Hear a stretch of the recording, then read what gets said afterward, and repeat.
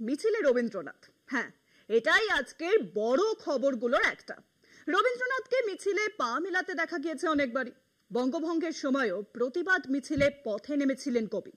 বঙ্গভঙ্গের সেই দিনের কালো মেঘ ঘনিয়ে এসেছিল বাঙালির জীবনে। সেই মেঘ কিন্তু দেখা দিয়েছে আবার।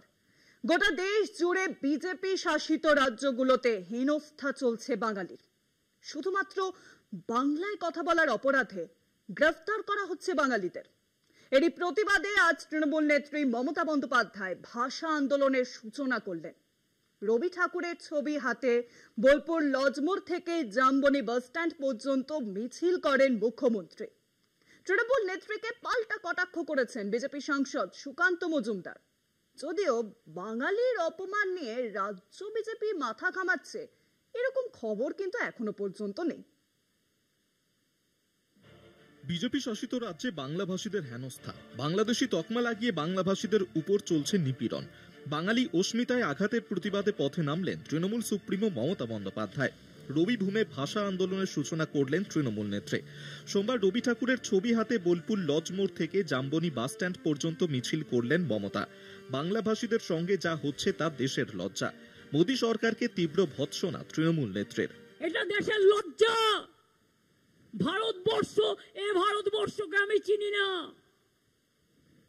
আমি এই দেশকে চিনি না। আমি চিনি আমার দেশ মহান, আমি চিনি আমার দেশ বিশ্বকে পথ দেখায়, আমি চিনি আমার দেশ সব ভাষাকে ভালো রাখে। নির্বাচন কমিশনের উদ্দেশ্যে সভা থেকে তোপ দাগলেন তৃণমূল সুপ্রিমো। তার সাফ কথা, বাংলার নাম বাদ দিয়ে দেখুন ধামসা বাজবে। কারা করছেন? বাংলায় নাম বাদ দিয়ে দেখুন।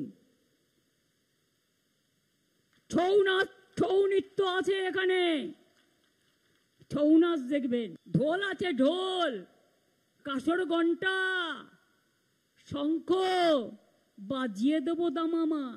নাম বাদ দেবেন যারা জেনুইন ভোটারদের, আমি তাদের বলছি দয়া করে মানুষকে হ্যারাস করবেন না।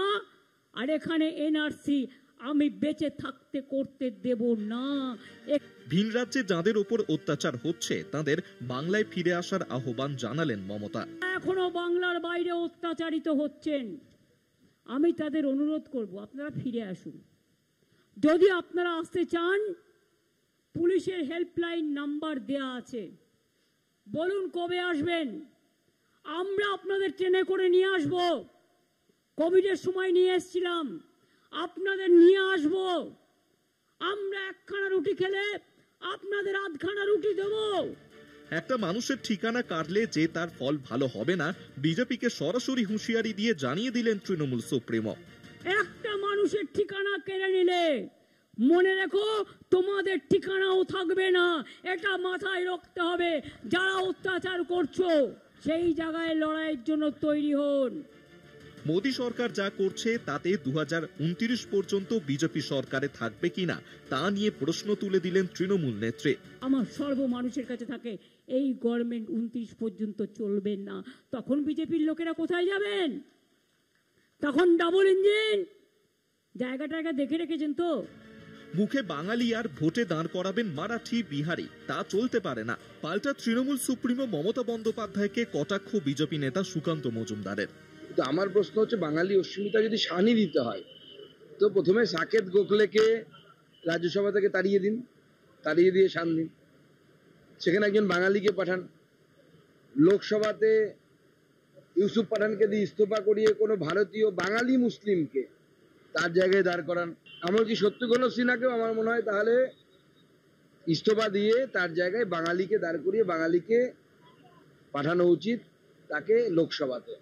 মুখে বাঙালির কথা বলবেন আর ভোটে দাঁড় করানোর সময় অন্য কোথা থেকে লোক ভাড়া করে আনবেন যারা হয় মারাঠি, না হয় বিহারি, এটা চলতে পারে না, না হয় গুজরাটি, এটা চলতে পারে না। রাজ্যের পরিযায়ী শ্রমিকদের পাশে দাঁড়িয়ে কেন্দ্রকে তুলোধনা করলেন তৃণমূল সুপ্রিমো মমতা বন্দ্যোপাধ্যায়। বাংলাভাষীদের হেনস্থার ইস্যুতে মোদী সরকারকে যে কোনো রকম রেয়াত করবে না তৃণমূল, তার রবিভূম থেকে সোজাসুজি বুঝিয়ে দিলেন মমতা। কলকাতা টিভি।